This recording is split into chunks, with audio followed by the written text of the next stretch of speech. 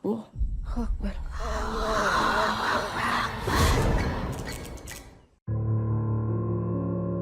Assalamualaikum warahmatullahi wabarakatuh. Selamat datang kembali di channel cerita horor Bendy Story. Bangunan berlantai 3 dengan warna biru yang terlihat telah memudar. Ada sedikit cat yang sudah mengelupas sehingga menampakkan warna asli bangunan itu. Bangunan yang sebenarnya adalah tempat dijualnya obat herbal dan berbagai jenis jamu itu memang agak jauh dari bangunan-bangunan lain. Seorang gadis remaja memandangi bangunan tersebut dengan raut wajah ragu. Toko obat dan jamu Lavainis. Tulisan nama toko itu cukup besar dan jelas sehingga dari jarak jauh dapat dibaca oleh remaja berambut lurus panjang yang masih berdiri tanpa bergeming. Tiba-tiba Alika melangkahkan kakinya menuju ke toko itu dan masuk dengan perlahan, seperti ada kekuatan yang menariknya untuk memasuki toko itu dengan segera. Matanya pun menyapu seisi toko di lantai 1, mencari karyawan di sana untuk bertanya. Namun herannya tidak ada satu orang pun yang terlihat. Ada sofa tua, deretan lemari yang berisi obat-obat dan jamu. Meja kecil yang di atasnya ada sebuah buku kecil lengkap dengan pena hitam. Dan ada televisi kecil di atas salah satu lemari obat yang tepat menghadap jendela. Suasana saat itu sangat sepi, hanya jelas jarum jam yang terdengar. Gadis remaja bernama Alika itu pun merasakan suatu ganjalan. Belum ada juga tanda-tanda keberadaan seseorang di sana. Alika kemudian memutuskan untuk duduk sebentar sambil menunggu. Sofa berwarna coklat gelap yang sekarang diduduki Alika sudah dimakan usia. Kulitnya banyak yang sudah terkelupas dan sofa itu tidak cukup empuk lagi bagi Alika. Alika masih tetap menunggu. Ia berpikir mungkin pemilik toko ini sedang tidur siang di lantai 2 atau lantai 3. Karena di jam tangannya memang menunjukkan tepat pukul 2 siang. Akhirnya Alika pun mengantuk juga. Alika berdiri untuk melihat keadaan di luar toko. Dari kejauhan, dilihatnya ada seorang gadis dengan selendang berwarna ungu. Alika menduga usia gadis itu sekitar 21, seperti dirinya. Melihat ada orang lain selain dirinya, membuat Alika cukup lega. Tiba-tiba gadis berselendang ungu tersebut sudah di depan pintu toko dan masuk menyapa Alika.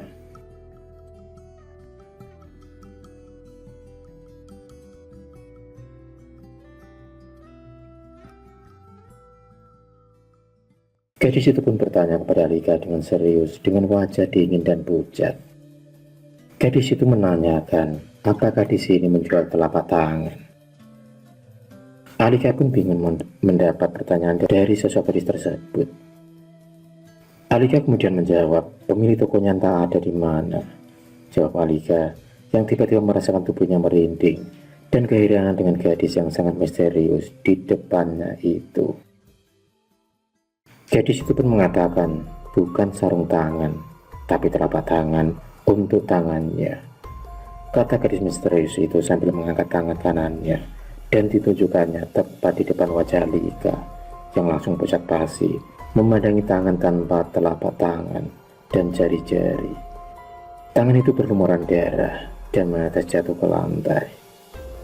Tiba-tiba wajah gadis misterius yang pucat dan dingin itu telah berubah menjadi wajah seram berwarna hitam dengan bola mata meloncat keluar.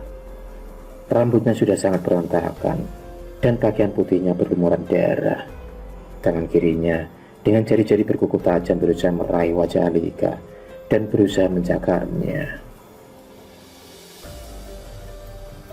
Alika pun begitu ketakutan, tubuhnya gemetaran sehingga tidak dapat menggerakkan kaki untuk berlari.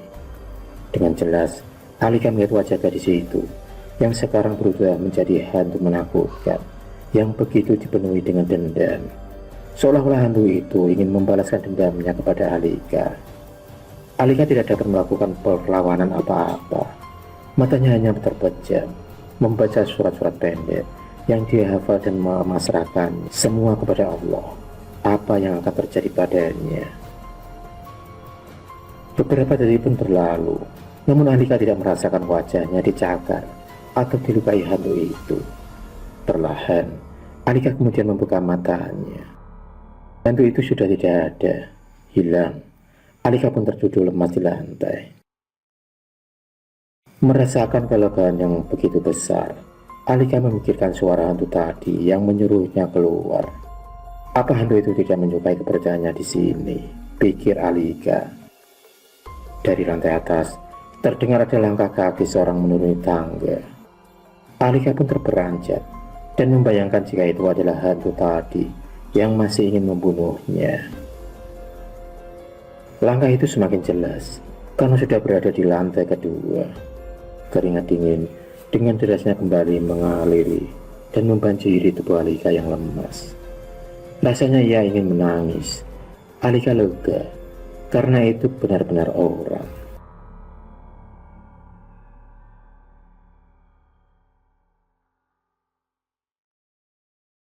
Setelah kurang lebih dari 1 jam Pamir memberi penjelasan kepada Alika, dia pun langsung kembali ke lantai 3 untuk beristirahat. Pamir menyuruh Alika hari ini untuk menginap saja. Esok hari baru diperbolehkan untuk pulang pergi. Pamir berpesan kepada Alika agar bisa menempati kamar di lantai 2 dan dilarang naik ke lantai 3. Sebenarnya Alika keberatan untuk menginap karena dia sangat tak nyaman dengan kondisi di toko itu.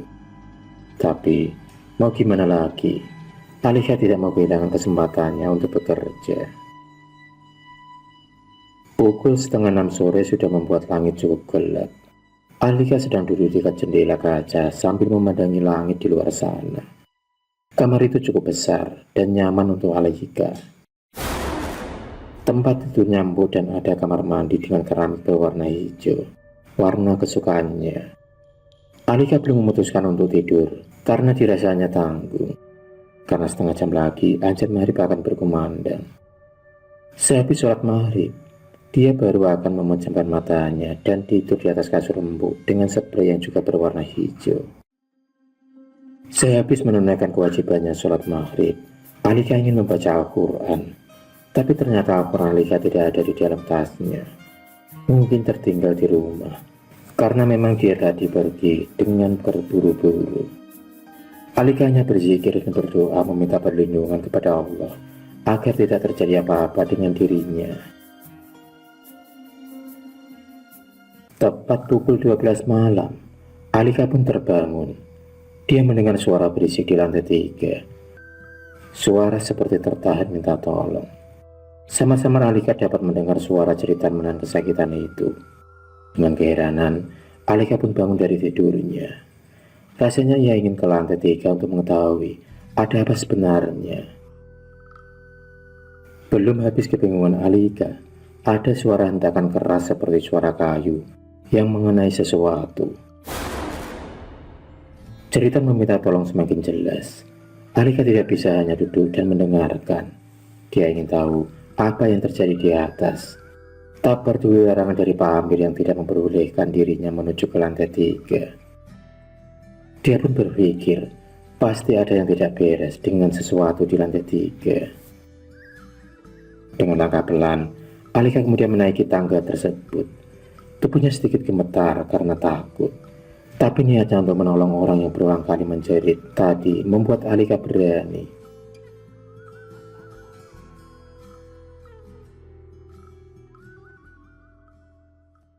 Ternyata di lantai 3 hanya ada satu pintu yang tertutup rapat. Pasti itu pintu kamar Pamir.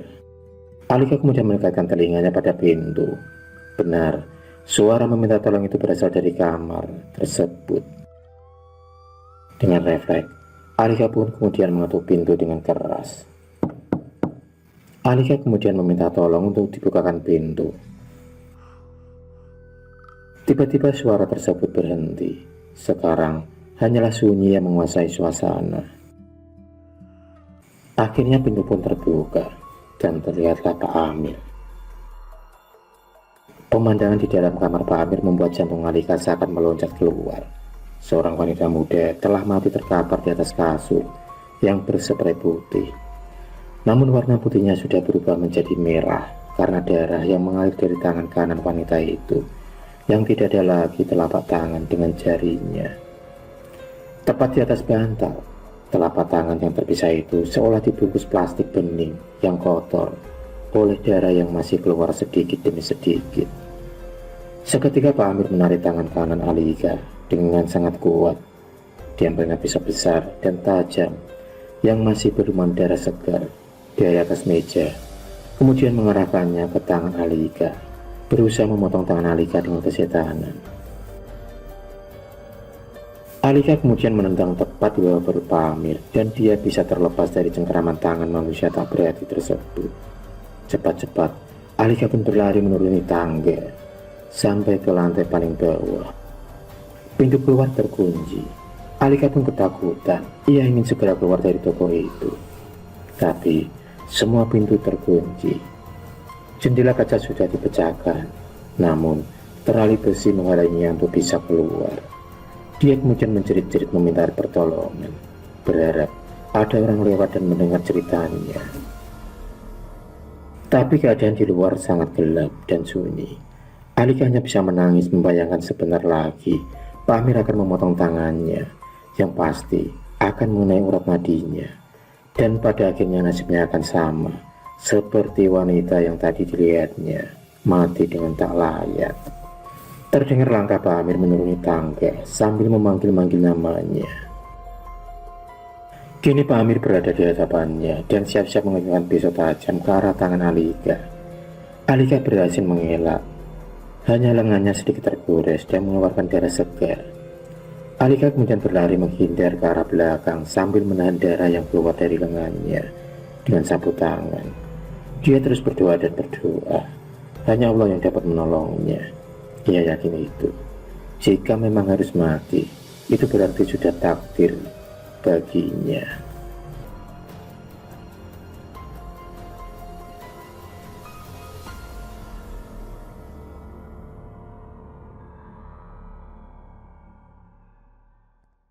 Terdengar jeritan keras. Alika menoleh ke belakang dan berlari menuju ke depan. Pandangan menakutkan menghiasi penglihatannya. Sungguh tak dapat dipercaya, namun ini nyata dilihat oleh Alika. Hantu wanita yang menakutkan tadi siang itu kini mencakar-cakar tubuh Pak Amir. Beberapa saat kemudian mulai bermunculan hantu-hantu wanita lain yang kesemuanya berpakaian putih penuh darah dan tangan kanan tanpa telapak dan jari. Salah satu dari mereka memotong dengan sadis kedua tangan Pak Amir. Pak Amir pun menghembuskan nafasnya yang terakhir seiring melemahnya jeritan kesakitannya. Hantu-hantu itu pun menghilang dan pintu tiba-tiba terbuka. Alika kemudian keluar dari toko itu sambil menjerit dan berteriak. Entah sampai kemana ia akan berlari. Alika tak tahu. Di tengah jalan, Alika pingsan dan tak sadarkan diri. Perlahan mata Alika terbuka.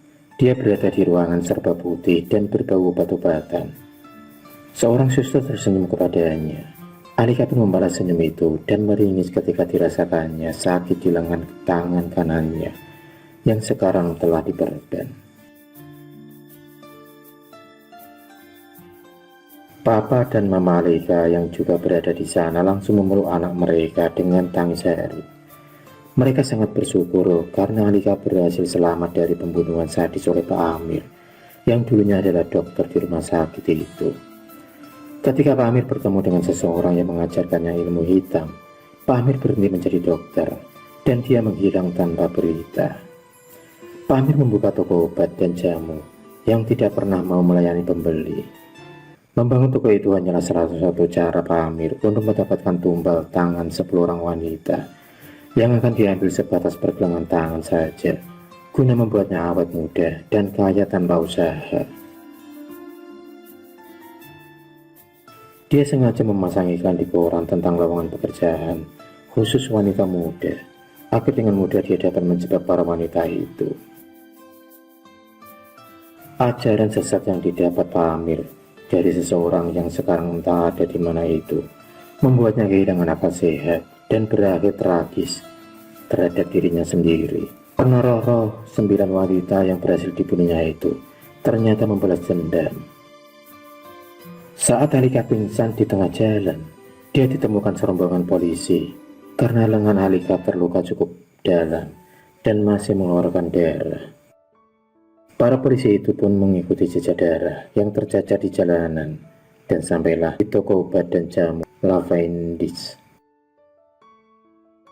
Alika mendengarkan penjelasan kedua orang tuanya yang masih memeluk erat dirinya. Pagi itu, toko itu sudah diamankan polisi. Sayang, mayat wanita-wanita muda yang dibunuh itu akan segera dimakamkan. Begitu juga dengan mayat Pak Amir. Alika pun bersyukur, tak henti-hentinya keluar dari mulutnya. Alika kini semakin mengerti dan meyakini keagungan Tuhan Sang Maha Pencipta. Segala sesuatu yang mustahil sekalipun dapat terjadi jika Tuhan telah menghendaki. Akhirul kalam. Wassalamualaikum warahmatullahi wabarakatuh.